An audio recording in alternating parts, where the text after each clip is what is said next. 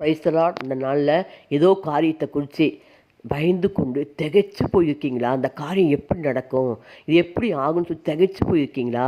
அதுவும் இல்லாமல் யாரும் என்னை பலப்படுத்த தெரியப்படுத்த யாருமே எனக்கு இல்லையே, உதவி செய்ய யாருமே இல்லையே, என்னை தாங்க யாருமே இல்லைன்னு கலங்கி கொண்டு இருக்கீங்களா? பாருங்கள், வேதத்தில் ஒரு வசனம் சொல்லுது, ஏசாயா 41:10, நீ பயப்படாதே, நான் உனக்கு இருக்கிறேன், திகையாதே, நான் உன் தேவன், நான் உன்னை பலப்படுத்தி உனக்கு சகாயம் பண்ணுவேன், என் நீதி வளகத்தினால் உன்னை தாங்குவேன் கர்த்தர் சொல்கிறார். பாருங்கள், பயப்பட உன் கூட இருக்கேன்றா. எதுக்கு நம்ம கூட இருக்காருங்களா?